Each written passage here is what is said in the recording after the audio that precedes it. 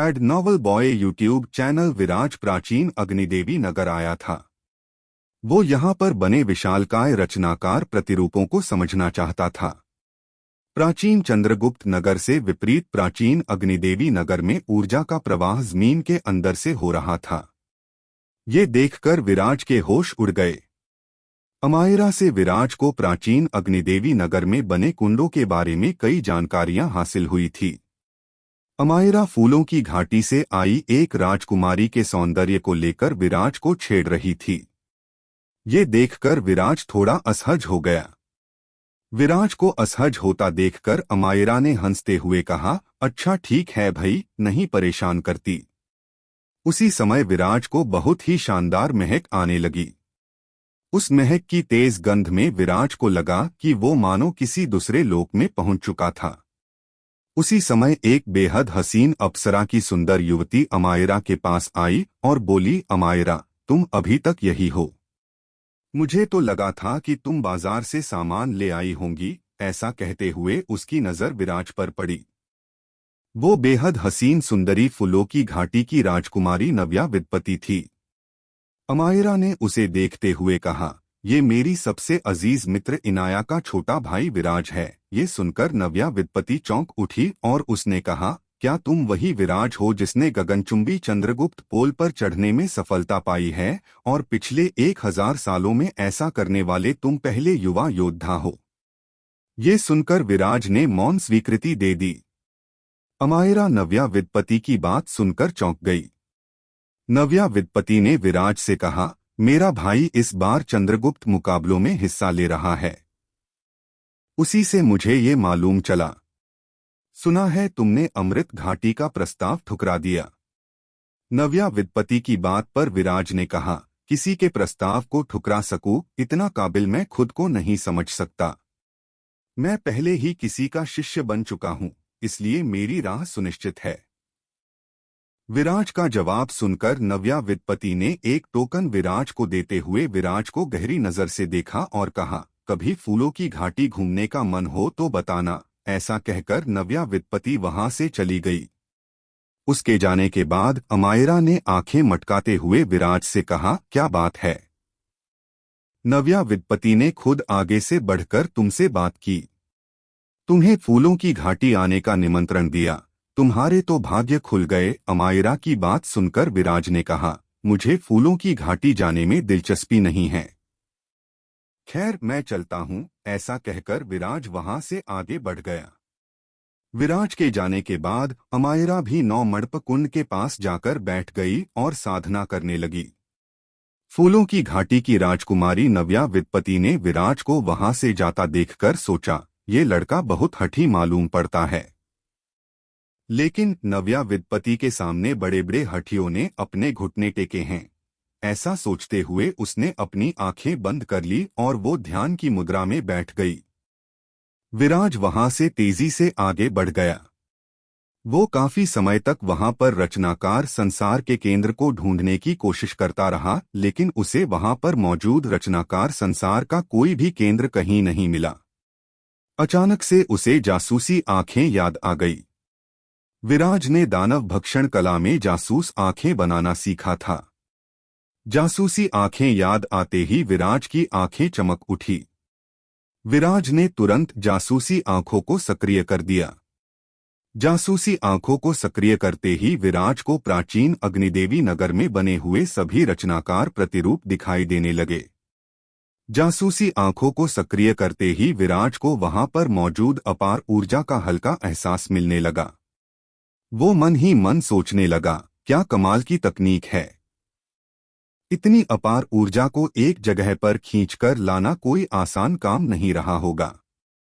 विराज जासूसी आंखों की मदद से प्राचीन अग्निदेवी नगर के रचनाकार प्रतिरूपों को देख तो पा रहा था, लेकिन जासूसी आंखों की मदद लेने के बावजूद उन रचनाकार प्रतिरूपों का केंद्र कहीं भी दिखाई नहीं दे रहा था। जिस जगह पर केंद्र था वहां पर बड़ी संख्या में कोहरा फैला हुआ था, जिससे जासूसी आंखों के बावजूद विराज को केंद्र दिखाई नहीं दे रहा था। ये देखकर विराज का दिमाग चकरा गया। उसने चौंकते हुए खुद से ही कहा, अब ये कोहरा कहां से आ गया? इसके सामने जासूसी आंखें भी असफल जान पड़ रही है। मतलब इस घने कोहरे को भेद पाना बेहद दुष्कर कार्य है। विराज को अच्छे से मालूम था कि जासूसी आंखें कितना ज्यादा शक्तिशाली यंत्र था। ऐसे में अगर जासूसी आंखें भी रचनाकार के केंद्र को नहीं ढूंढ पा रही थी तो विराज पूरी तरह से लाचार महसूस कर रहा था। हालांकि वो बिना केंद्र के भी वहां मौजूद रचनाकार को बनाना सीख सकता था, लेकिन ऐसा करना बहुत ही ज्यादा मेहनत का कार्य था जो लंबे समय तक चलने वाला था। विराज ने अपनी जासूसी आंखों की शक्ति को अधिकतम कर दिया। ऐसा करते ही उसकी आंखों से हल्की रोशनी निकलने लगी। उस रोशनी में विराज वहां मौजूद हर चीज को गहराई से देखने की कोशिश करने लगा। वो वहां मौजूद घने कोहरे के पार देखने की फिर से कोशिश करने लगा। जासूसी आंखों की शक्ति को अधिकतम करने के बाद उस घने कोहरे को हल्का फुल्का ही भेद पा रहा था। उस घने कोहरे के बीच विराज जैसे ही आगे बढ़ा तो अचानक से वहां पर एक तेज रोशनी चमक उठी। उस तेज रोशनी के साथ ही विराज की कमर में एक तेज झटका लगा, जिससे बिजली का करंट उसके पूरे शरीर में दौड़ गया। उस तेज रोशनी से उसकी आंखें बुरी तरह से चौंधिया गई। उसने तुरंत अपनी आंखें बंद कर ली। उसकी आंखों में तेज दर्द उठ खड़ा हो गया। अपनी आंखों को मसलते हुए विराज ने कहा, अब ये क्या बला है। उसकी आंखों में तेज दर्द हो रहा था और अपनी आंखें बंद किए वो इस समय खुद को बहुत लाचार महसूस कर रहा था। उसे समझ आ रहा था कि इस घने कोहरे के पार देख पाना उसके लिए संभव नहीं होने जा रहा था। उस घने कोहरे की शक्ति के सामने उसकी शक्ति कम पड़ रही थी। उसने खुद से कहा, लगता है कि मुझे प्राचीन अग्निदेवी नगर में आने के लिए और अधिक शक्तिशाली होने की आवश्यकता है, तभी मैं इस घने कोहरे के पार जा सकूंगा। ऐसा सोचते ही विराज ने प्राचीन अग्निदेवी नगर के केंद्र को ढूंढने का कार्य स्थगित कर दिया और वो तेजी से प्राचीन अग्निदेवी नगर से बाहर आ गया। ऊर्जा को खींचने का इतना शक्तिशाली रचनाकार प्रतिरूपों को सीखने का उसका प्रयास फिलहाल के सपना ही बनकर रह चुका था, लेकिन वो मन ही मन तय कर चुका था कि इस शक्तिशाली रचनाकार संसार को तो वो सीख कर ही रहेगा। जल्दी ही वो प्राचीन चंद्रगुप्त नगर वापस आ गया। मुकाबले शुरू होने में कुछ वक्त था। वो किसी शांत स्थान पर जाकर साधना की अवस्था में बैठ गया। कुछ ही देर बाद प्राचीन चंद्रगुप्त नगर के आसमान में तेज गड़गड़ाहट की आवाजें उठने लगी। उन आवाजों को सुनकर ऐसा लग रहा था कि मानो हजारों बादल एक साथ फट रहे हो। प्राचीन चंद्रगुप्त नगर में आए सभी योद्धा अपनी अपनी साधना छोड़कर उठ खड़े हुए और अपनी गर्दन ऊपर उठाकर आसमान की तरफ देखने लगे। काले बादल आसमान में तेजी से घुमड़ते जा रहे थे। कुछ ही पलों में उन काले बादलों ने आसमान को पूरी तरह से भर दिया, जिससे सूर्य की किरणें जमीन पर आना बंद हो गई और वहां चारों ओर अंधकार फैल गया। उसी समय बादलों के नीचे आकाश में तेज रोशनी चमकने लगी। उस तेज रोशनी से जमीन पर छाया अंधेरा कम होने लगा। आसमान में तेज गड़गड़ाहट की आवाज के साथ सैकड़ों बिजलियां चमकने लगी। प्राचीन चंद्रगुप्त नगर में आए युवा योद्धा अपने अपने परिवारों के जीनियस थे, इसलिए उस महाविकराल नजारे को देखकर भी वो शांत खड़े थे। सामान्य युवा तो उस नजारे को देखकर डर के मारे कांप जाता। उसी समय आकाश में चमकती हुई वो तेज रोशनी पूरे आकाश में चारों ओर फैल गई। उस तेज रोशनी से सारा आकाश दिन की तरह उजाले से भर गया। अगले ही क्षण वो तेज विशालकाय चमकती हुई रोशनी दो हिस्सों में बंट गई। उन दो हिस्सों में से एक हिस्से से युवा योद्धा की चमकती हुई आकृति बन उठी। वो आकृति प्राचीन चंद्रगुप्त नगर के ऊपर चमकने लगी। दूसरे हिस्से से विशालकाय युवती योद्धा की चमकती हुई आकृति बन गई, जो प्राचीन अग्निदेवी नगर के ऊपर चमकने लगी। अगले ही पल उन दोनों चमकती आकृति के नीचे दो विशालकाय यान प्रकट हो गए। वो विशालकाय यान दो विशाल चबूतरों की तरह थे। जमीन पर खड़े सभी पहली बार इन मुकाबलों में हिस्सा लेने वाले योद्धा सांस रोके ये नजारा देखे जा रहे थे, और पुराने योद्धा जो पहले भी इन मुकाबलों में हिस्सा ले रहे थे, उनके चेहरे पर एक अलग ही मुस्कान प्रकट हो रही थी। उसी समय युवाओं की भीड़ में से ही एक युवा ने चिल्लाते हुए कहा, चंद्रगुप्त और अग्निदेवी मुकाबलों की सूची खुल चुकी है। चंद्रगुप्त और अग्निदेवी रैंकिंग के लिए प्रतिस्पर्धा शुरू हो चुकी है। उस युवा योद्धा के ऐसा कहते कहते उन दोनों यानों के चारों ओर आकाश और धरती से चंद्रगुप्त ऊर्जा घूमने लगी। आकाश में ऊर्जा का शक्तिशाली बवंडर उठ खड़ा हुआ। यान के ऊपर दो चमकती हुई आकृतियों की वजह से भारी रोशनी पड़ रही थी, जिससे दोनों यान रोशनी से भर उठे थे। उसी समय प्राचीन चंद्रगुप्त नगर के ऊपर आकाश में मंडरा रहे यान में तेज हलचल होने लगी और वहां पर एक चमकता हुआ दरवाजा प्रकट हो उठा। उस दरवाजे से यान के अंदर जाने का मार्ग खुल गया।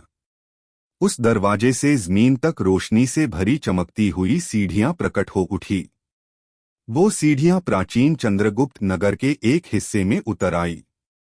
प्राचीन चंद्रगुप्त नगर के उस हिस्से में गहरी दलदल थी। उस गहरी दलदल को पार करके ही उन सीढ़ियों तक पहुंच जा सकता था।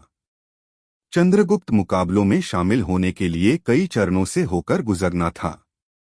इसी क्रम में चंद्रगुप्त मुकाबलों में बने रहने के लिए 3 दरवाजों को पार करना था।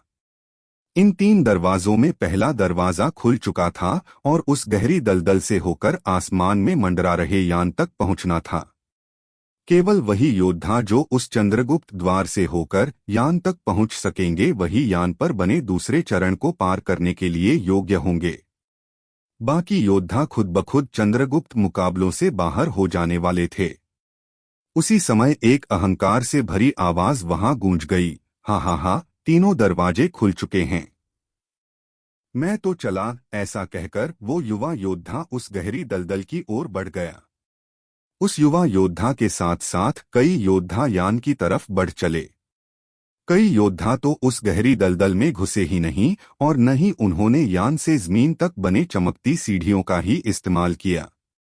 वो सीधे यान तक पहुंच गए। उन योद्धाओं में से एक योद्धा की तरफ इशारा करते हुए जमीन पर खड़े एक योद्धा ने कहा, अरे, ये तो अमृत घाटी का नीरज सुखाद है। ये यान तक पहुंच भी गया। क्या कमाल की रफ्तार है। उसी समय एक दूसरे युवा योद्धा ने कहा, अरे, वो देखो, चमकते सितारे नगर का युवांश चंद्रधर भी वहां पहुंच गया। बड़ी संख्या में युवा यान के अंदर जाते जा रहे थे, जिसे देखकर जमीन पर खड़े कई युवा हैरानी से उन सभी को देख रहे थे। उसी समय एक युवा योद्धा ने एक चीज पर गौर करते हुए कहा, अरे, बाहरी दुनिया के युवा योद्धा तो यान तक पहुंच रहे हैं, लेकिन कलिंजर एम्पायर के किसी भी युवा को यान तक पहुंचने के लिए इजाजत नहीं मिल पा रही है। आखिर कलिंजर एम्पायर के युवाओं को यान पर क्यों नहीं आने दिया जा रहा है? बाहरी दुनिया के युवाओं ने जब देखा कि कलिंजर एम्पायर के युवाओं को यान तक आने के लिए इजाजत नहीं मिल रही थी, तो उन सभी के चेहरों पर अहंकार जाग उठा। आखिर क्या कारण था जिसकी वजह से कलिंजर एम्पायर का कोई भी युवा चंद्रगुप्त द्वार को पार करके यहां तक नहीं पहुंच पा रहा था? क्या गगनचुंबी पोल पर चढ़ने के बावजूद विराज चंद्रगुप्त मुकाबलों से बाहर होने वाला था? प्राचीन चंद्रगुप्त नगर के आसमान पर चंद्रगुप्त मुकाबले के लिए विशालकाय यान हवा में मंडरा रहा था।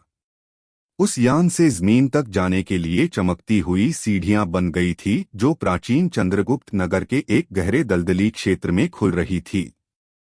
बाहरी दुनिया के कई योद्धा चंद्रगुप्त दरवाजे को पार करके यान तक पहुंच चुके थे।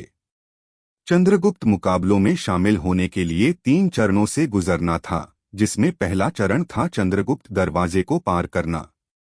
कलिंजर एम्पायर के किसी भी युवा को चंद्रगुप्त दरवाजा पार करने का औपचारिक अधिकार नहीं मिला था, जिसकी वजह से कलिंजर एम्पायर के युवा जमीन पर ही निराशा और अवसाद के साथ खड़े थे, जबकि बाहरी दुनिया के युवा योद्धा तेजी के साथ एक के बाद एक करके यान के अंदर पहुंचते जा रहे थे। जमीन पर खड़े कलिंजर एम्पायर के एक युवा ने झुंझलाते हुए कहा, अब कलिंजर एम्पायर के युवाओं के साथ ये क्या अन्याय हो रहा है? चंद्रगुप्त द्वार में दाखिल होने के लिए किसी भी कलिंजर एम्पायर के युवा के नाम की घोषणा तो हो नहीं रही है। इस बार तो विराज ने गगनचुंबी पोल पर चढ़कर सर्वश्रेष्ठ प्रदर्शन किया है। साथ ही अयान, विपुल और यश ने 9 मंडप पोल पर चढ़कर कलिंजर एम्पायर का सिक्का इन मुकाबलों के शुरू में ही जमा दिया है। इसके बावजूद कलिंजर एम्पायर का एक भी युवा अभी तक चंद्रगुप्त द्वार को पार करके यान तक नहीं पहुंचा। अयान, विपुल और यश भी ये देखकर अचरज में पड़े हुए थे। अयान ने विपुल से कहा, ये विराज कहाँ रह गया? इस पर विपुल ने जवाब दिया, वो प्राचीन चंद्रगुप्त नगर लौट आया है, लेकिन यहाँ नहीं आया। कारण ज्ञात नहीं। बाहरी दुनिया के युवा योद्धा ये देख पा रहे थे कि कलिंजर एम्पायर का कोई भी युवा अभी तक चंद्रगुप्त द्वार को पार नहीं कर पाया था। ये देखकर अहंकार और खुशी उन सभी के चेहरों पर जगमगा रही थी। लेकिन वो सभी विराज का प्रदर्शन देख चुके थे। इसके साथ ही अयान, विपुल और यश ने 9 मंडप पोल पर चढ़ने में सफलता पाई थी, इसलिए वो सभी शांत थे और किसी भी तरह से कलिंजर एम्पायर के युवाओं पर व्यंग्य करने से बच रहे थे, लेकिन मन ही मन में उन्हें बहुत आनंद आ रहा था। विराज के प्रदर्शन ने उन सभी के मन में जलन के अग्निसोते को जगाया था, जो अंदर ही अंदर उन्हें लगातार जला रहा था। ठीक है, कोई नहीं जा रहा तो पहल मैं ही कर देता हूँ। एक तेज आवाज वहां चारों ओर गूंज गई। अगले ही पल एक जानी पहचानी आकृति भीड़ में से बाहर निकली और तेजी से गहरे दलदल में घुस गई। गहरे दलदल से होते हुए वो आकृति चमकते दरवाजे से होते हुए यान के ऊपर चढ़ गई। ये देखकर भीड़ में से ही एक युवा चिल्लाते हुए बोला, अरे वो देखो, ये तो दक्ष परिवार का यश दक्ष है। ये देखकर दूसरे युवा ने कहा, इसका मतलब दक्ष परिवार के यश दक्ष भी इस बार के मुकाबलों में हिस्सा ले रहे हैं। मैंने उम्मीद नहीं की थी कि यश दक्ष भी चंद्रगुप्त मुकाबलों में हिस्सा लेंगे। यश दक्ष कलिंजर एम्पायर की कई रैंकिंगों का संचालक था, जिसकी वजह से कलिंजर एम्पायर में उसका कद बहुत ऊंचा था। इसी वजह से यश दक्ष को कभी भी चंद्रगुप्त मुकाबलों में हिस्सा लेने की आवश्यकता महसूस नहीं होती थी। इसलिए भीड़ में खड़े कलिंजर एम्पायर के युवा अचानक से यश दक्ष को वहां देखकर चौंक गए। मित्र, यश दक्ष सच में धोखेबाज है। उन्हें केवल अपनी चकाचौंध से मतलब है, हमारी तो परवाह ही नहीं है। ऐसा कहते हुए एक युवा योद्धा जोरदार हंसी के साथ हंसने लगा। उसके शरीर से शक्तिशाली प्राणघातक आभा निकल रही थी, मानो वो कोई चलता फिरता शक्तिशाली दैत्याकार जानवर हो। उसकी प्राणघातक आभा की वजह से कई युवा योद्धा उसे सीधी आंखों से देखने से बच रहे थे। वो युवा योद्धा भीड़ को चीरता हुआ आगे बढ़ चुका था। उस युवा योद्धा को देखकर भीड़ में से ही किसी ने चिल्लाते हुए कहा, अरे ये तो महान दिव्य आत्मा योद्धा शतायु विकल का निजी शिष्य बाहुली दंत है। उस युवा की बात सुनते ही सभी युवा बाहुली दंत को ध्यान से देखने लगे। ये सब कुछ देखता हुआ विराज अपनी जगह पर एकदम शांत खड़ा था। दिव्य आत्मा योद्धा शतायु कलिंजर एम्पायर के अत्यधिक महान पत्थर तोड़ योद्धा थे। उनकी मार्शियल क्षमता 7th ग्रेड मार्शियल राजा स्तर की थी और वो कलिंजर एम्पायर के सबसे शक्तिशाली योद्धाओं में शुमार थे। उन्होंने खुद से ही पर्वत हथौड़ा तकनीक का इजाद किया था। अपनी पर्वत हथौड़ा तकनीक के दम पर वो एक छोटे पहाड़ को अपने एक ही प्रहार से तोड़कर चूर चूर कर डालते थे। इसी कारण से शतायु विकल को पर्वत तोड़ की उपाधि मिल गई थी। शतायु विकल ने अपनी पर्वत हथौड़ा तकनीक के साथ साथ अपने जीवन का सारा अनुभव अपने शिष्य बाहुली दंत को सौंप दिया था। इस वजह से बाहुली दंत कलिंजर एम्पायर के सबसे खूंखार और शक्तिशाली युवाओं में से एक था, जो अपने गुरु की तरह अपने हाथ के एक पंजे के वार से छोटे मोटे पर्वत को तोड़कर चकनाचूर कर सकता था। यश दक्ष और बाहुली दंत के जाने के बाद कलिंजर एम्पायर के कई युवा तेजी से आगे बढ़ गए। जल्दी ही बड़ी संख्या में चंद्रगुप्त यान पर योद्धा पहुंच चुके थे। जो योद्धा चाहकर भी चंद्रगुप्त यान तक नहीं पहुंच पा रहे थे, उनके चेहरे पर गहरी निराशा साफ झलक रही थी। इतनी दूर आकर भी वो बिना मुकाबले में हिस्सा लिए बाहर जा रहे थे। सभी लोगों को तेजी से आगे बढ़ता देखकर अयान ने विपुल और यश से कहा, हमें भी बलपूर्वक यान के अंदर दाखिल होना होगा। यान के दरवाजे हमारे लिए नहीं खुलने वाले, ये सुनकर विपुल ने कहा, मित्र तुम बिल्कुल ठीक कह रहे हो। इतनी दूर आकर हम खाली हाथ नहीं जा सकते। इसके तुरंत बाद वो तीनों गहरे दलदल में घुस गए और अपनी शक्ति के बल पर जबरदस्ती चंद्रगुप्त द्वार के अंदर घुसपैठ करके चमकती सीढ़ियों से होते हुए यान के ऊपर चढ़ गए। यान पर खड़े युवा योद्धाओं ने जब अयान, विपुल और यश को चंद्रगुप्त दरवाजे की इच्छा के विरुद्ध शक्ति के दम पर यान पर चढ़ता देखा तो वो सभी हैरान रह गए। इस तरह का प्रदर्शन कर पाना वहां मौजूद कुछ ही योद्धाओं के बस की बात थी। हालांकि अयान, विपुल और यश ने जिस तरह से 9 मंडप पोल पर चढ़ाई करने में सफलता पाई थी, उससे उन सभी को समझ आ चुका था कि उन तीनों की प्रतिभा बेमिसाल थी और वो तीनों ही बहुत ही शक्तिशाली योद्धा थे। यान के ऊपर चढ़ने के बाद अयान ने वहां खड़े योद्धाओं के चेहरों को देखने के बाद विपुल और यश से कहा, यहाँ पर विराज कहीं भी नहीं दिखाई दे रहा। आखिर विराज अभी तक यान के ऊपर क्यों नहीं आया है? उन तीनों को मालूम था कि विराज चंद्रगुप्त नगर लौट आया था, उसके बावजूद वो यान के ऊपर नहीं चढ़ा था। ये बात उन तीनों को हतप्रभ किए जा रही थी। यश ने उन दोनों की ओर देखकर कहा, क्या विराज चंद्रगुप्त मुकाबलों में हिस्सा नहीं लेना चाहता? इस पर अयान ने कहा, नहीं, ऐसा नहीं हो सकता। विराज तो लंबे समय से चंद्रगुप्त मुकाबलों में शामिल होने के लिए तैयारियां कर रहा था। कुछ और बात है। उन दोनों की बात सुनकर विपुल ने कहा, लगता है विराज की अपनी कोई योजना है। विराज की प्रतिभा बेमिसाल है।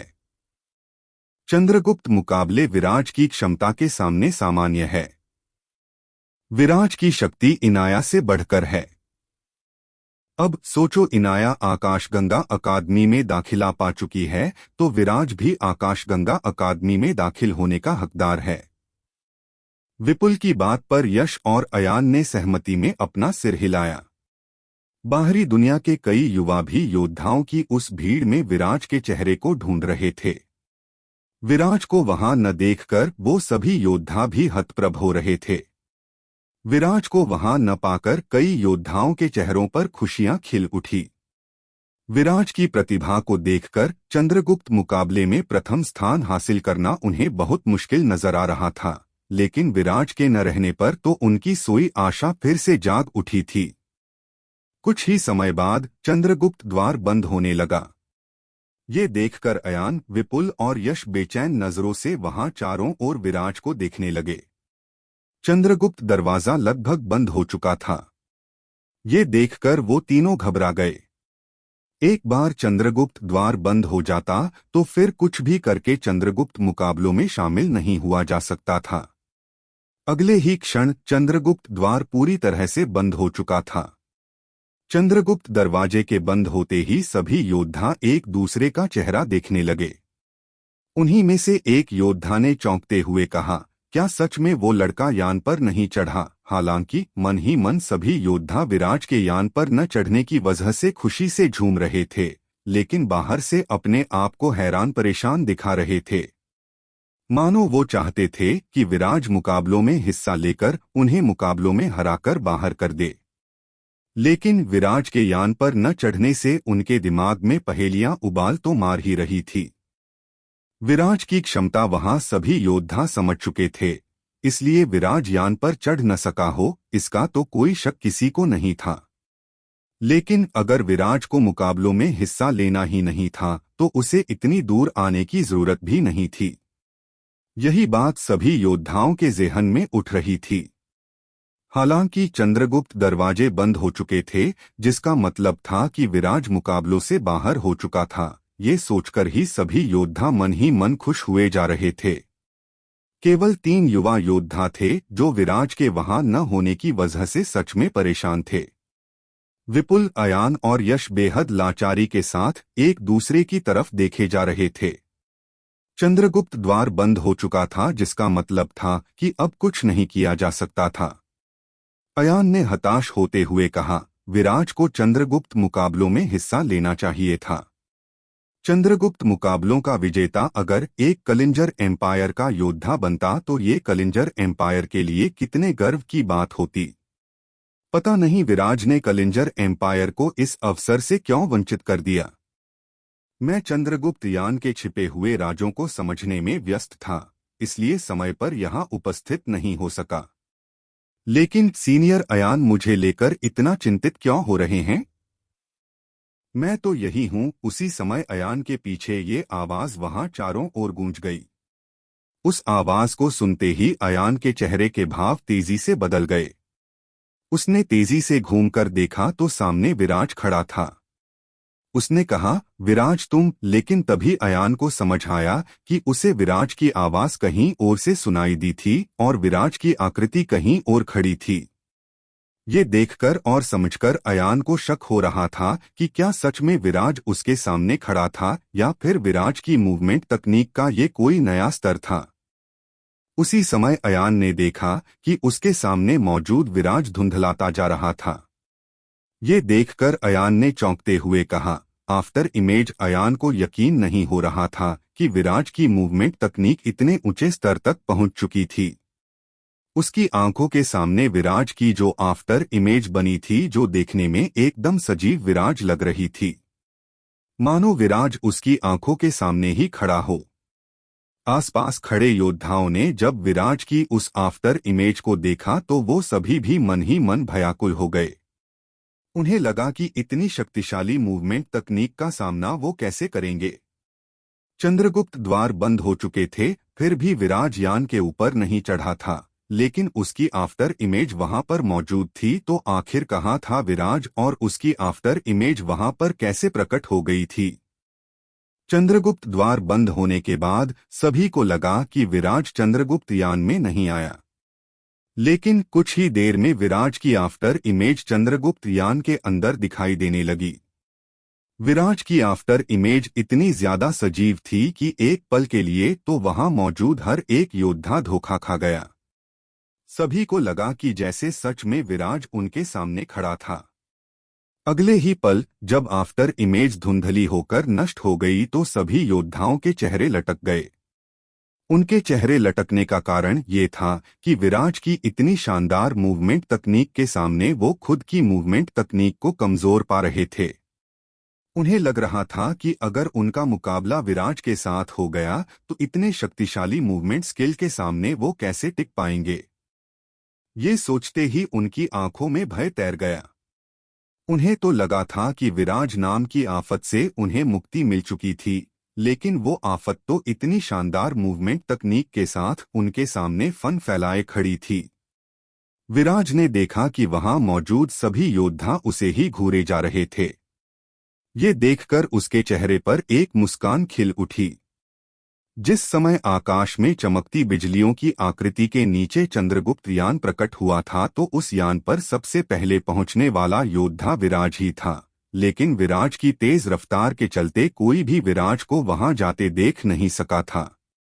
वैसे भी विराज ने यान पर जाने के लिए गहरे दलदल का रास्ता नहीं लिया था। इसके उलट वो स्वर्गीय रफ्तार से यान की तरफ उड़ गया था और वहां मौजूद एक गुप्त मार्ग से चंद्रगुप्त यान के अंदर दाखिल हुआ था। अब सवाल ये था कि विराज को उस यान के गुप्त मार्ग के बारे में कैसे पता चला। तो हुआ कुछ यूं था कि विराज जैसे ही स्वर्गीय रफ्तार से तमाम रचनाकार परतों को भेदकर यान के नजदीक पहुंचा तो किसी अदृश्य शक्ति के प्रभाव से विराज को उस यान से जुड़ी सभी जानकारियां मिलने लगी और देखते ही देखते विराज जीवन दर्शन और ज्ञान की अवस्था में चला गया। ज्ञान की इस अवस्था में विराज को उस चंद्रगुप्त यान और उसके सभी कार्यों के बारे में गहराई से पता चलता गया। यहाँ तक कि उस चंद्रगुप्त यान से जुड़े कई रहस्य भी उसे मालूम हो चले। विराज ने वहां रहते हुए चंद्रगुप्त यान जैसे यान को बनाने की कला को सीखा।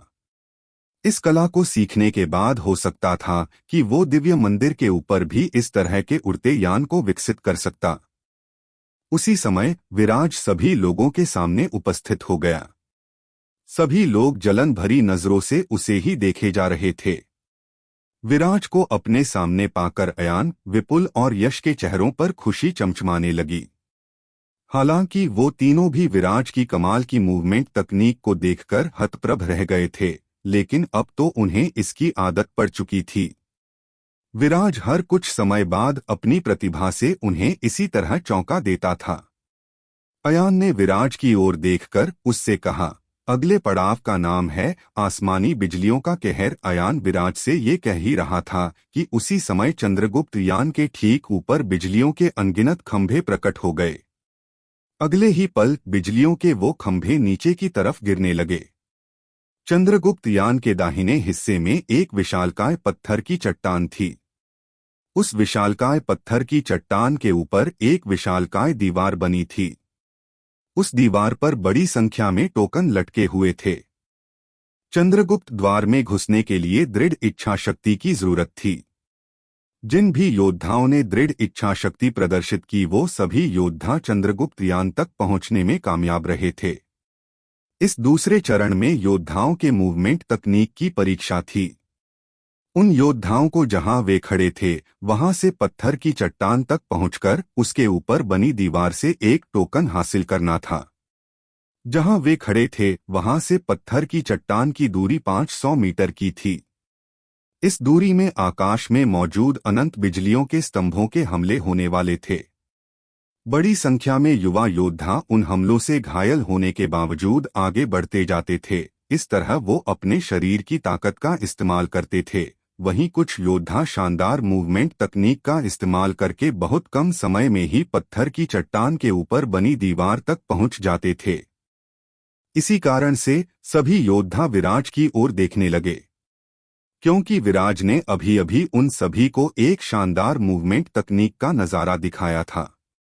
इस कारण से वो सभी ये देखने को उत्सुक हो रहे थे कि विराज कैसे अपनी मूवमेंट तकनीक का उपयोग करते हुए आसमान से गिर रही अनंत शक्तिशाली बिजलियों के स्तंभों से बचते हुए उस पत्थर की चट्टान के ऊपर बनी दीवार तक पहुंचता है और वहां पहुंचकर दीवार की सुरक्षा परत को भेदकर आगे के चरण में जाने के लिए टोकन हासिल करता है। अपनी तरफ सभी योद्धाओं की आंखों को उठता देखकर विराज के चेहरे पर हल्की मुस्कान खिल उठी। अगले ही पल वो अपनी जगह से गायब था। वो अपनी मूवमेंट तकनीक स्वर्गीय चाल के साथ आगे बढ़ चुका था। उसके आगे बढ़ते ही बिजलियों के अनगिनत स्तंभ आकाश से वहां पर गिरने लगे। विराज एक क्षण से भी कम समय में पत्थर की चट्टान के ऊपर बनी दीवार के सामने खड़ा था। उसने तेजी से अपना हाथ आगे बढ़ाया और एक टोकन उसके हाथ में आ गया। टोकन लेकर एक क्षण से भी कम समय में वो वापस अपनी जगह पर आ चुका था। अपनी जगह पर पहुंचते ही विराज के टोकन में सफेद रोशनी चमकने लगी। ये देखकर वहां मौजूद सभी योद्धाओं के मुंह खुले के खुले रह गए। सिर्फ 2 सेकंड में विराज टोकन लेकर आ चुका था। दीवार की सुरक्षा परत को तो विराज ने ऐसे भेद दिया था मानो वो कोई सुरक्षा परत न हो बल्कि पानी की परत हो जिसमें हाथ डालो और टोकन लेकर बाहर निकाल लो। कई योद्धा विराज की शानदार मूवमेंट तकनीक को देखकर उसके कायल बन चुके थे। वो सभी जानते थे कि उस दीवार से टोकन हासिल करना कितना मुश्किल कार्य था। कई योद्धा तो उस टोकन को पाने के क्रम में बुरी तरह से घायल हो जाते थे। विराज की रफ्तार को देखकर यश ने कहा, विराज की शक्ति हर कुछ समय में कैसे बढ़ जाती है। सच में ये लड़का कमाल है। कलिंजर संस्थान में आए कुछ ही महीने हुए और इन कुछ महीनों में ही ये कलिंजर संस्थान का सबसे शक्तिशाली विद्यार्थी बन गया और आज तो इसकी रफ्तार को देखकर लग रहा है कि ये मूवमेंट तकनीक में कलिंजर संस्थान के कई शिक्षकों को पीछे छोड़ चुका है। भीड़ में यश दक्ष खड़ा मुस्कुरा रहा था। उसने अपने मन में कहा, विराज तुम्हारी मूवमेंट स्किल सच में बेमिसाल है, लेकिन मेरी बहन को पाने के काबिल बनने के लिए तुम्हें इस चंद्रगुप्त मुकाबलों के साथ साथ इस भाई के इम्तिहानों को भी पार करना होगा। ऐसा कहकर यश दक्ष बहुत तेज रफ्तार के साथ आगे बढ़ गया। बिजलियों के अनंत स्तंभों की बारिश उसके ऊपर होने लगी, लेकिन अपनी कमाल की फुर्ती के चलते वो सभी स्तंभों से बचता हुआ टोकन की दीवार तक पहुंच गया। वहां पहुंचकर उसे दीवार की सुरक्षा परत को तोड़ने के लिए कई प्रयास करने पड़े, लेकिन कुछ ही समय में वो भी दीवार को भेदने में कामयाब रहा। टोकन को लेकर वो अपनी जगह पर वापस आ चुका था। विराज अभी तक अगले स्तर के लिए बढ़ चुका था, इसलिए वो वहां पर नहीं था। विराज और यश को देखकर वहां मौजूद सभी योद्धा भी तेजी से आगे बढ़ चले। कलिंजर एम्पायर के 2 युवा टोकन हासिल कर चुके थे। ऐसे में बाहरी दुनिया के युवाओं के लिए तो ये बात शर्म से डूब मरने की हो चुकी थी। वो सभी अपनी अपनी मूवमेंट तकनीकों से आगे बढ़ चुके थे। चंद्रगुप्त यान तक पहुंचने वाले सभी योद्धा जीनियस और शक्तिशाली योद्धा थे। उन तीनों चरणों को पार करने वाला योद्धा चंद्रगुप्त मुकाबलों में हिस्सा लेने योग्य हो जाता था। जल्दी ही ज्यादातर योद्धाओं ने दीवार पर टंगे टोकनों को हासिल करने में सफलता अर्जित कर ली। हालांकि इस प्रयास में कई योद्धा घायल हो गए। घायल होने के बाद इन सभी जीनियस योद्धाओं ने घाव भरने वाली गोलियों को खाकर तेजी से अपने शरीर के घावों को भर लिया। जो योद्धा दीवार पर टंगे टोकनों को हासिल नहीं कर सके या फिर बिजली के स्तंभ गिरने की वजह से बेहोश हो गए, उनको किसी अदृश्य शक्ति ने वापस प्राचीन चंद्रगुप्त नगर के मुख्य द्वार के बाहर पहुंचा दिया। ये योद्धा अब प्राचीन चंद्रगुप्त नगर में दाखिल होने के अयोग्य घोषित हो गए। अगले चरण में पहुंचने पर अयान, विपुल और यश विराज के पास आकर खड़े हो चुके थे। कुछ ही देर में विराज और ज्यादातर योद्धाओं ने तीसरे चरण को भी पार कर लिया था। जो योद्धा तीसरे चरण को पार नहीं कर सके थे वह भी बाहर कर दिए गए थे। तीनों चरणों को पार करने के बाद असली मुकाबला अब शुरू होने वाला था। अयान, विपुल, यश और विराज साथ साथ खड़े थे। तीनों चरणों को पार करने के बाद उनके चेहरे पर एक अलग ही खुशी थी। अयान ने हल्की आवाज में विराज से कहा, अब अखाड़े का युद्ध होगा। अयान को मालूम था कि विराज पहली बार चंद्रगुप्त मुकाबलों में हिस्सा ले रहा था, इसलिए वो बिना विराज के सवाल का इंतजार किए उसे सारी बातें खुद ही लगातार बताता चला जा रहा था। अयान ने विराज से कहा, विराज, तुमने भले ही तीसरा चरण भी पार कर लिया हो, लेकिन दूसरे चरण के बाद जो टोकन तुम्हें मिला था उससे तुम्हें पता चलेगा कि अखाड़े में उतरने की तुम्हारी बारी कब आएगी। अयान की बात सुनते ही विराज ने टोकन को अपनी यूनिवर्स रिंग से बाहर निकाल लिया। जैसे ही विराज ने टोकन को बाहर निकाल लिया वैसे ही टोकन जल उठा। ये देखकर अयान ने तुरंत कहा, विराज, जल्दी से अखाड़े में उतरने की तैयारी कर लो। तुम्हारे हाथों में जो टोकन है वो जल उठा है, जिसका मतलब ये हुआ कि तुम्हें अपनी 10 सांसें पूरी होने से पहले अखाड़े में उतरना होगा। अगर तुम ऐसा नहीं कर सके तो तुम्हें हारा हुआ मान लिया जाएगा।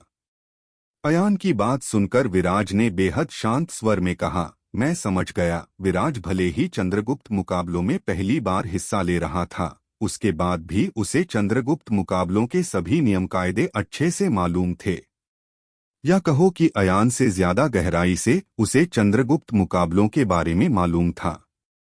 उसने अयान की ओर देखकर उससे कहा, जितना मुझे मालूम है, इस चरण के मुकाबले में हम यहाँ मौजूद योद्धाओं में से जिस योद्धा को चाहे उसे मुकाबले के लिए ललकार सकते हैं।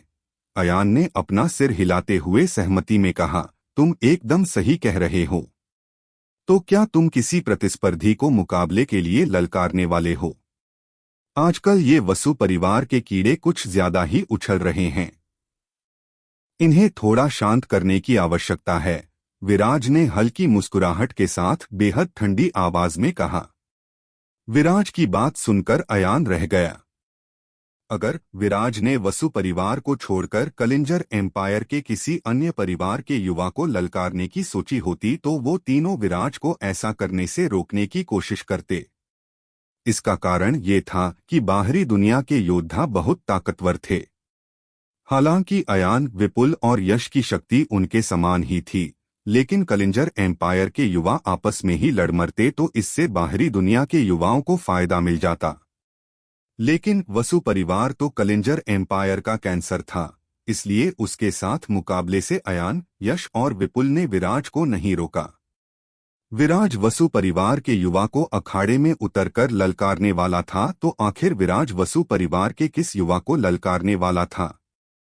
क्या विराज वसु परिवार के युवाओं को छठी का दूध याद दिला सकेगा, या फिर वसु परिवार के किसी गुप्त हथियार की वजह से बुरी तरह से घायल हो जाने वाला था? विराज और उसके साथी चंद्रगुप्त मुकाबलों में अगले चरण में आ चुके थे। अयान विराज को लगातार आगे घटने वाली घटनाएं बता रहा था। उसके मुताबिक विराज पहली बार चंद्रगुप्त मुकाबलों में हिस्सा ले रहा था, इसलिए उसे यहाँ के मुकाबलों की गहराई से जानकारी नहीं थी।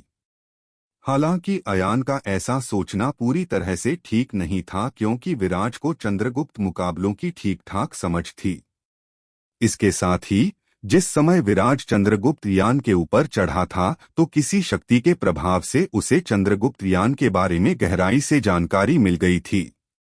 इससे चंद्रगुप्त मुकाबलों को लेकर विराज की समझ अयान से भी अधिक हो चुकी थी, लेकिन अयान इस बात से पूरी तरह से बेखबर था।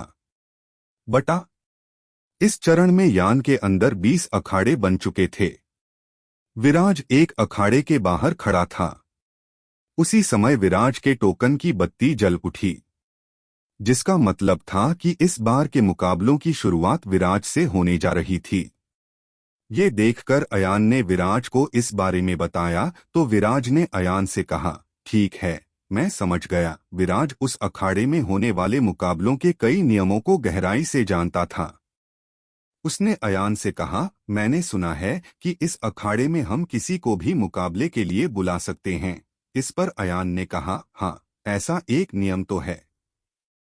तो क्या तुम किसी को अखाड़े में बुलाना चाहते हो? विराज ने हल्की व्यंग्यात्मक मुस्कान के साथ कहा, ये वसु परिवार अपनी हद से पार जा रहा है। इनकी कुछ तो खातिरदारी बनती है। वसु परिवार ने रुद्र परिवार पर हमला करके सारी हदें पार कर दी थी।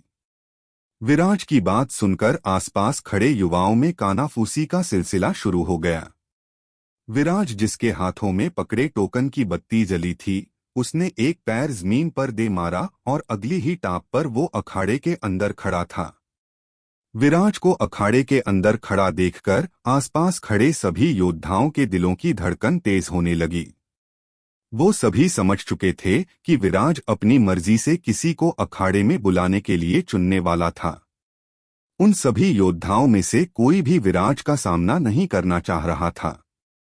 एक योद्धा मन में ही सोचने लगा, धत तेरे की, इस लड़के का सामना मुझे न करना पड़ जाए।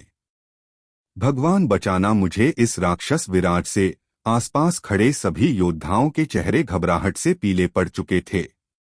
अयान ने आहें भरते हुए कहा, मुझे नहीं लगा था कि मुकाबलों की शुरुआत विराज से होगी। पता नहीं किसके साथ विराज का मुकाबला होने वाला है। चंद्रगुप्त मुकाबलों की शुरुआत हमेशा से ही मुकाबलों में हिस्सा ले रहे शीर्ष के 10 योद्धाओं के बीच ही होती थी। सभी लोग विराज की प्रतिभा को देख चुके थे, इसलिए विराज का शीर्ष के 10 योद्धाओं में होना उन्हें चौंका नहीं रहा था। चंद्रगुप्त मुकाबलों के नियम के अनुसार जो योद्धा 3 बार हार जाता था, वो चंद्रगुप्त मुकाबलों से बाहर हो जाता था। ऐसे में सभी योद्धाओं के मन में यही घुमड़ रहा था कि जिसका भी सामना विराज से होने वाला था, उसका हारना तो तय था। इस तरह उसके पास बस 2 मौके ही बचते। योद्धाओं की भीड़ से भरी उस जगह पर अचानक से एक टोकन जल उठा। मुझे नहीं लगा था कि तुम लड़ने के लिए मुझे चुनोगे। जिस मार्शियल योद्धा के हाथों में टोकन था, उसने हल्की मुस्कुराहट के साथ कहा। उसी समय भीड़ में से ही एक योद्धा चिल्लाया, अरे, ये तो तलवार समुदाय का सदस्य कुमार हरितप है। तलवार समुदाय का तो नाम ही काफी था। योद्धाओं की भीड़ में शायद ही कोई योद्धा होगा जो तलवार समुदाय और उसकी शक्ति से परिचित न हो। मानव प्रजाति का हर परिवार तलवार समुदाय के सदस्यों के साथ बेहद सम्मान के साथ व्यवहार करता। कुमार हरितप अपने टोकन की बत्ती जलते ही विराज के सामने अखाड़े में पहुंच चुका था। उसने अपने दोनों हाथों को विराज के सामने जोड़ते हुए प्रणाम की मुद्रा में कहा, मैं कुमार हरितप तलवार समुदाय के 7वें स्तर का सदस्य देव विराज को नमस्कार करता हूँ। तलवार पूर्वज की तलवार मणि बहुत कम योद्धाओं के अंदर ही मौजूद थी। ऐसे में जिसके अंदर भी तलवार मणि मौजूद होता था, वो सदस्य तलवार समुदाय में बहुत सम्मानित बन जाता था। तलवार समुदाय के अंदर उसे देव की उपाधि से सुशोभित किया जाता था। विराज के अंदर तलवार पूर्वज की तलवार मणि मौजूद थी, इसलिए कुमार हरितप ने विराज को देव की संज्ञा से उद्घोषित किया। विराज ने बेहद शांत स्वर से कहा, अच्छा तो आप मेरे सीनियर है। विराज को अच्छे से मालूम था कि उसके अंदर तलवार पूर्वज की तलवार मणि मौजूद थी। इसी कारण से बिना तलवार समुदाय का हिस्सा हुए भी वो तलवार समुदाय के बीच सम्मान का पात्र बन चुका था। इसी वजह से ही अग्निदेवी वैधी ने विराज को आकाशगंगा अकादमी में आने का निमंत्रण नहीं दिया था। अगर वो ऐसा करती तो तलवार पूर्वज और आकाशगंगा अकादमी के बीच की दूरी और अधिक बढ़ जाती। तलवार समुदाय को तलवार पूर्वज ने मानव प्रजाति के अंदर रहते शुरू किया था। समय के साथ तलवार पूर्वज मानव प्रजाति से बाहर हो गए और उनका बनाया गया तलवार समुदाय सभी 100 प्रजातियों के बीच एक शक्ति बनकर उभरा। तलवार समुदाय कैप्लर यूनिवर्स की एक महाशक्ति बन गए। कुमार हरितप ने विराज की ओर देखकर कहा, कुमार हरितप एक साधारण योद्धा है। मेरे पास सामान्य तकनीकें हैं। कृपया मेरे ऊपर कृपा बनाए रखना। ये सुनकर विराज ने हंसते हुए कहा, हाँ हाँ सीनियर हरितप अच्छा हास्य कर लेते हैं। वैसे आप जैसे शक्तिशाली योद्धा के सामने दया दिखाना खतरनाक साबित हो सकता है। विराज को अच्छे से मालूम था कि कुमार हरितप उसके सामने अपनी विनम्रता प्रदर्शित कर रहा था। विराज वसु परिवार के किसी सदस्य के साथ मुकाबला करना चाहता था, लेकिन चंद्रगुप्त नगर ने विराज का सामना करने के लिए कुमार हरितप को चुना। विराज की बात पर कुमार हरितप ने कुछ नहीं कहा। वो चौंकन्नी नजरों से विराज की ओर देखने लगा।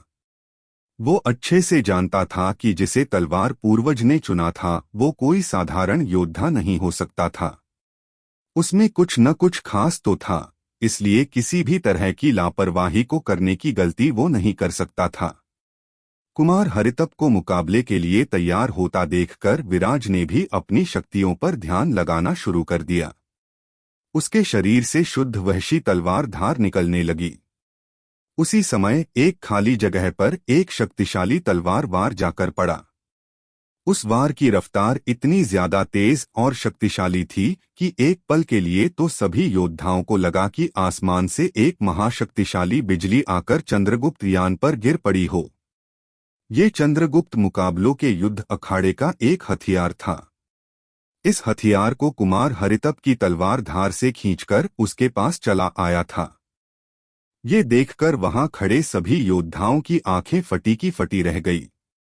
उस शक्तिशाली हथियार को देखकर वो सभी समझ चुके थे कि कुमार हरितप की शक्ति एक अलग ही स्तर की थी। भीड़ में ही मौजूद टूटी आत्मा हॉल के एक सदस्य ने कहा, जैसा कि तलवार समुदाय के सदस्य से अपेक्षित था। हालांकि ये तलवार समुदाय के 8वें स्तर का योद्धा है, उसके बावजूद भी इसकी शक्ति अपरंपार है। इसकी तलवार धार शुद्धता की कसौटियों पर खरी उतरने वाली धार है। अगर ये हमारी टूटी आत्मा हॉल का सदस्य होता तो इतनी शक्ति के साथ तो ये हमारा शीर्ष स्तर का योद्धा बन जाता। कुमार हरितप ने केवल अपनी तलवार धार से इतनी शक्तिशाली लंबी तलवार को पैदा कर दिया था जिससे उसकी शक्ति के ऊंचे स्तर का सभी को अनुमान हो चुका था। हालांकि ये हथियार पृथ्वी की शक्तियों से उद्भूत हथियार नहीं आंका जा सकता था, क्योंकि ऐसे हथियारों को पृथ्वी की ऊर्जा लंबे समय तक पोषित करती थी। पृथ्वी की ऊर्जा से उत्पन्न होने वाले हथियार अलग किस्म के होते थे। वो प्राचीन चंद्रगुप्त नगर में समाहित हो रही अपार ऊर्जा से पोषित होते थे। ऐसी ऊर्जा से भरे हथियार का उपयोग कर पाना बहुत ही मुश्किल कार्य था। इसके लिए योद्धा को शक्ति के एक अलग ही स्तर तक पहुंचने की जरूरत थी। कुमार हरितप के हाथों में इतने शक्तिशाली हथियार को देखकर विराज की आंखें चमक उठी। उसने अपना दाया हाथ हवा में उठाया और पृथ्वी की ऊर्जा से पोषित एक लंबी तलवार उसके हाथों में प्रकट हो गई। ये देखकर कुमार हरितप की पुतलियां सिकुड़ गई। उसने व्यंग्यात्मक मुस्कान के साथ कहा, बढ़िया तकनीक देव विराज। कुमार हरितप इस बात से हैरान हो रहा था कि विराज के शरीर से उसे किसी भी तरह की कोई तलवार धार निकलने नहीं महसूस हो रही थी, लेकिन विराज ने पृथ्वी की ऊर्जा की शक्ति से पोषित जिस लंबी तलवार को जागृत किया था उसे बिना शक्तिशाली तलवार धार के जागृत करना संभव नहीं था। ऐसे में उसे एक ही संभावनाएं नजर आ रही थी। वो ये कि विराज की तलवार धार बहुत ही ज्यादा गहरे स्तर तक पहुंच चुकी थी। इतने ज्यादा गहरे स्तर तक पहुंच चुकी थी कि वो सभी लोगों के लिए अदृश्य हो चुकी थी। उसकी तलवार धार की शक्ति इतने ऊंचे स्तर तक पहुंच चुकी थी कि उसे भांप पाना तक किसी योद्धा के बस की बात नहीं रही थी। विराज ने मुस्कुराते हुए कहा, "ये तो एक छोटी सी तरकीब है। सीनियर कुमार हरितप को विचलित होने की आवश्यकता नहीं।" विराज की तलवार धार सच में एक अलग ही स्तर पर पहुंच चुकी थी। इस वजह से उसकी तलवार धार को कुमार हरितप भांप नहीं सका था। विराज की बात सुनकर कुमार हरितप का मन हुआ कि उसे रस्सी से बांधकर पीट डाले। भला ऐसी महान शक्ति को कोई छोटी सी तरकीब कैसे कह सकता था। आसपास खड़े युवा भी विराज की शक्ति को देखकर हैरान हो रहे थे। विराज की बात पर कुमार हरितप का मुंह सिकुड़ गया। उसने विराज से कहा, "देव विराज, कृपया सावधान रहे।" ऐसा कहकर अपने हाथों में पकड़ी ऊर्जा से बनी तलवार को लेकर वो विराज की तरफ बढ़ चला। आसपास खड़े योद्धाओं ने जब कुमार हरितप को विराज की ओर दौड़ लगाते देखा तो उनकी सांसें उनकी हलक में ही अटक कर रह गई। वो ये देखने को उत्सुक हो रहे थे कि विराज इस हमले का क्या जवाब देने वाला था। वो सब यही सोच रहे थे कि अगर उनके सामने ऐसी शक्तिशाली बिजली तलवार से कुमार हरितप हमला कर देता तो वो अपने बचाव में क्या तरकीब अपनाते। हालांकि कई योद्धा ये सोचकर दुखी थे कि इतनी शक्तिशाली बिजली तलवार को रोक पाने की काबिलियत उनके अंदर नहीं थी। वो तो पहले ही वार में पराजित हो जाते।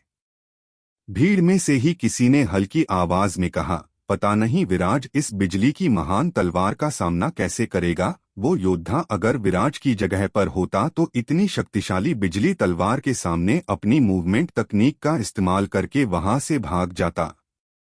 अयान, विपुल और यश भी सांस थामे विराज की प्रतिक्रिया का इंतजार कर रहे थे।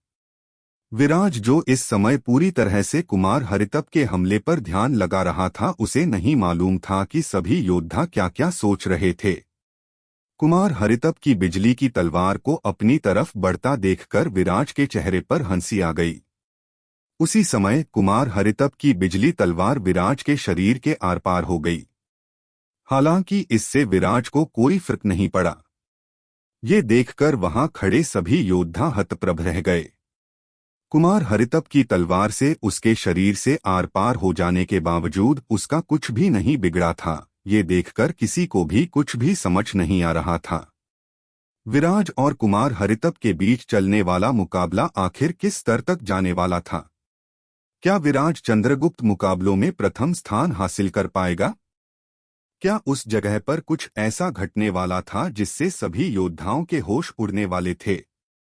कुमार हरितप की बिजली तलवार चमकती बिजलियों के साथ विराज पर टूट पड़ी थी।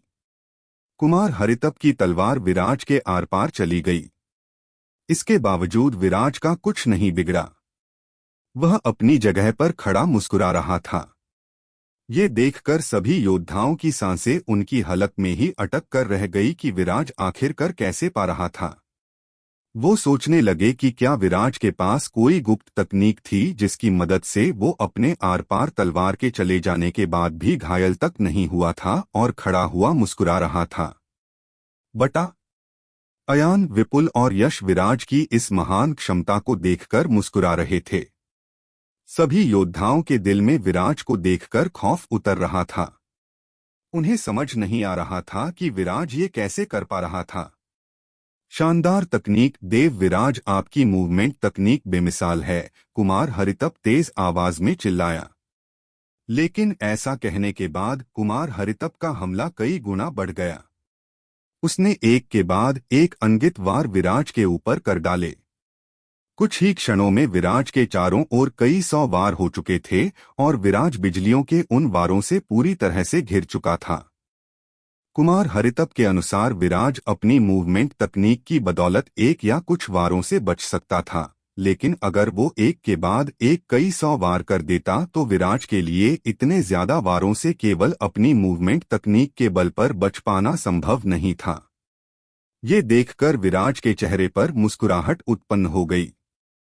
उसके लिए तो मानो हवा में किसी ने पानी के बुलबुले छोड़ दिए थे।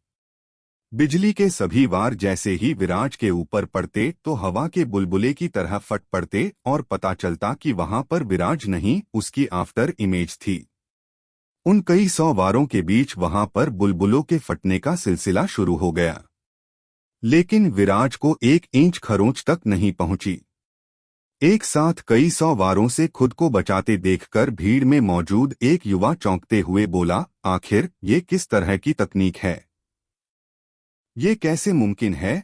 वो सभी यही मानकर चल रहे थे कि विराज आसानी से कुमार हरितप के वारों से बच निकलेगा, लेकिन जब कुमार हरितप ने एक साथ कई सौ वार विराज पर कर डाले तो उन्हें लगा कि विराज के लिए बच पाना संभव नहीं होगा। लेकिन सभी की सोच को धता बताकर सभी वारों से बचता चला जा रहा था। भीड़ में से ही किसी ने चिल्लाते हुए कहा, लगता है विराज किसी रहस्यमय तकनीक का उपयोग कर रहा है। विराज एक स्थान पर खड़ा रहता था, जैसे ही तलवार का वार वहां आता वो अपनी जगह से हट जाता और तलवार के वार के आगे बढ़ते ही वापस से अपनी जगह पर आ जाता। वो ये सब इतनी तेज रफ्तार से करता कि नंगी आंखों से योद्धा विराज की चाल को नहीं देख पाते और उन्हें भ्रम हो जाता कि जैसे तलवार विराज के शरीर को आर पार करके आगे बढ़ गई हो। इन कई सौ वारों में विराज लगातार यही करता जा रहा था। इस तरह हर एक वार में विराज के शरीर में तलवार धंसती चली जा रही थी, लेकिन विराज था कि मुस्कुरा रहा होता। विराज की इतनी शानदार मूवमेंट तकनीक को देखकर कई योद्धा सदमे में आ चुके थे। वो सोचने लगे कि अगर उनका सामना विराज से हो गया तो उनकी तलवार तो विराज तक पहुंच ही नहीं सकेगी। सभी लोग उस युवा को देखने लगे जिसने ये बात कही थी। वो महान दिव्य योद्धा बाहुली दंत का शिष्य शतायु विकल था। शतायु विकल की बात सुनकर वहां खड़े कई योद्धाओं के चेहरे काले पड़ गए। बाहुली दंत मानव प्रजाति में भी काफी प्रसिद्ध हो चुके थे। वो अपनी पत्थर तोड़ तकनीक के महारथी बन चुके थे। अपनी तकनीक के दम पर वो मार्शियल मोनार्क योद्धा को नाको चने चबवा देते थे। उन्होंने कितने ही योद्धाओं को अपने एक ही वार से मारकर घायल कर दिया था। ऐसे महान योद्धा का शिष्य शतायु विकल बाहरी दुनिया के योद्धाओं के लिए शक्तिशाली योद्धा था। विराज और कुमार हरितप के बीच मुकाबला दिलचस्प मोड़ लेता जा रहा था। कुमार हरितप एक के बाद एक वार करते जा रहा था। उसके सारे शरीर से पसीना पानी के झरने की तरह बहता जा रहा था। उसे तेज थकावट हो रही थी। दूसरी तरफ कुमार हरितप के सैकड़ों वारों से विराज आसानी से बचता चला जा रहा था। इस नज़ारे को देखकर कलिंजर एम्पायर के युवा इस बात से खुश हो रहे थे कि इस बार का चंद्रगुप्त खिताब विराज की झोली में जाकर गिर सकता था। अगर ऐसा होता तो सारी दुनिया के सामने कलिंजर एम्पायर का रुतबा बढ़ जाता। वही वसु परिवार के योद्धाओं के चेहरों पर तनाव साफ नजर आ रहा था। वो सभी जानते थे कि वसु परिवार और विराज की दुश्मनी जिस जगह पहुंच चुकी थी वहां से वापस लौटना मुमकिन नहीं था। ऐसे में अपने सामने इतने शक्तिशाली शत्रु को देखकर उन सभी की हालत खराब हो रही थी। उन्हें मालूम था कि अगर विराज शक्ति के शीर्ष पर पहुंचता है तो सबसे पहले प्रभावित होने वाला परिवार वसु परिवार ही था। इसलिए वह सभी विराज को मारने की योजना बना रहे थे। वसु परिवार का एक युवा सोचने लगा, एक बार मुकाबला खत्म हो तो मुकाबले में ही आए किसी शक्तिशाली योद्धा की मदद से इस विराज का काम तमाम करवा दूंगा। इसका जिंदा रहना वसु परिवार के लिए खतरा है। वो सभी प्राचीन चंद्रगुप्त नगर में ही विराज की हत्या कर डालना चाहते थे। विराज को नहीं मालूम था कि वसु परिवार उसका खात्मा करने की साजिश कर रहा था और वसु परिवार के योद्धाओं को नहीं मालूम था कि विराज की नजर उन सभी पर थी और उन सभी का काम तमाम करने के लिए वो बहुत आतुर हो रहा था। इस तरह विराज और वसु परिवार के योद्धा एक दूसरे की नजरों में चढ़ चुके थे। इसका परिणाम क्या निकलना था ये तो समय के गर्भ में छिपा था, जो भविष्य के वर्तमान बनने पर पता लगने वाला था। कुमार हरितप के कई सौ वारों से बचने के बाद विराज ने कुमार हरितप से कहा, सीनियर कृपया बचना। ये सुनकर कुमार हरितप ने अपनी मार्शियल तकनीक चरम तक पहुंचा दी। उसके शरीर से एनर्जी की धारा पागल सांड की तरह बाहर निकलने लगी। वो विराज के ऊपर पागलों की तरह वार करने लगा। वो विराज को हमला करने का एक भी मौका नहीं देना चाहता था। कुमार हरितप को ऐसे पागलों की तरह वार करता देखकर विराज के चेहरे पर मंद मुस्कान खिल उठी। उसने तुरंत अपनी स्वर्गीय चाल मूवमेंट तकनीक से पूरी रफ्तार पकड़ ली और कई कदम पीछे हट गया और कुमार हरितप के वारों की रेंज से बाहर आ गया।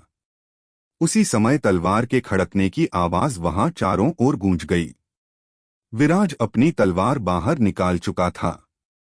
तेज रोशनी पड़ने से उसकी तलवार मौत का मसीहा की तरह चमक रही थी, जो किसी का खून पीने का आतुर हो रही थी।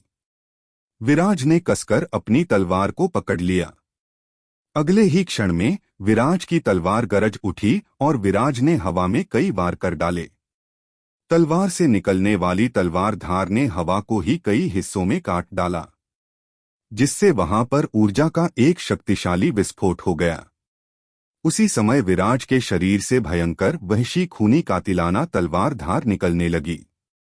उस खूनी तलवार धार के कारण वहां आसपास हवा का रंग भी लाल हो उठा। विराज की तलवार धार बेहद सघन और तीक्ष्ण थी, जो किसी के भी शरीर पर पड़ते ही उसके शरीर में सैकड़ों घाव पैदा कर देने की ताकत रखती थी। विराज इस समय जिस तकनीक का उपयोग कर रहा था, उस तकनीक का नाम था तलवार की बाढ़। तलवार की बाढ़ तकनीक को विराज ने काफी समय पहले ईजाद किया था। तलवार की बाढ़ तकनीक कई सामान्य तलवार तकनीकों के आपस में मिलाने से बनी थी। विराज ने अपनी सारी शक्ति और क्षमता इस तलवार तकनीक में भरना शुरू कर दिया। जब से विराज ने सभी तलवार तकनीकों को मिलाकर बहता पानी तलवार तकनीक बनाई थी, तब से उसने तलवार की बाढ़ तकनीक का उपयोग नहीं किया था। लेकिन इस बार कुमार हरितप के शरीर से निकलने वाली तलवार धार को भांपकर विराज ने तलवार की बाढ़ तकनीक का चुनाव किया था। विराज का अनुमान था कि तलवार की बाढ़ तकनीक कुमार हरितप के ऊपर बहुत ज्यादा असरदार होने वाली थी। विराज तलवार पूर्वज की तलवार मणि को धारण करता था। भले ही उसने अभी तक तलवार समुदाय की सदस्यता नहीं ली थी, लेकिन तलवार समुदाय के साथ अपनी तलवार तकनीक बांटने में उसे कोई हर्ज नहीं था। विराज के हमले को देखकर कुमार हरितप को लगा कि मानो वो तलवारों की दुनिया में पहुंच चुका था, जहां पर चारों ओर तलवारों के वारों की घनी बारिश हो रही थी। विराज जिस तलवार तकनीक का उपयोग कर रहा था, वो तकनीक उसके लिए जानलेवा थी। कुमार हरितप विराज की तलवार तकनीक को समझने की कोशिश करने लगा। उसने खुद से कहा, अच्छा, तो विराज ने कई सारी तलवार तकनीकों को मिलाकर एक तलवार तकनीक में बदल दिया। इस कारण से ये तकनीक देखने में जितनी खतरनाक लग रही है, उससे कहीं ज्यादा खतरनाक है। उसी समय पृथ्वी की ऊर्जा से बनी विराज की ऊर्जा की तलवार से कुमार हरितप की बाह का कपड़ा फट गया। ये देखकर कुमार हरितप चौंक गया। वो तलवार उसकी बाह को काटते हुए जा सकती थी, लेकिन विराज ने जानबूझकर कुमार हरितप पर कोई खतरनाक हमला नहीं किया था। ये देखकर और समझकर कुमार हरितप ने तुरंत अपनी हार स्वीकार कर ली और विराज से कहा, देव विराज, आपके मार्गदर्शन के लिए धन्यवाद।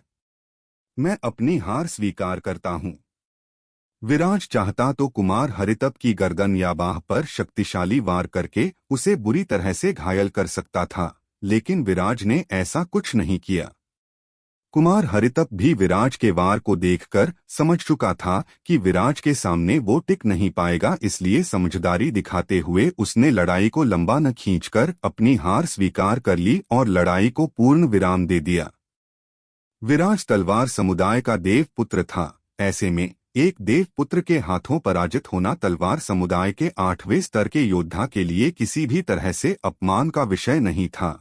इसलिए भी विराज के सामने अपनी हार स्वीकार करना कुमार हरितप को अखर नहीं रहा था। इसके साथ ही विराज की तलवार तकनीक ने कुमार हरितप को कई चीजें सिखा दी थी।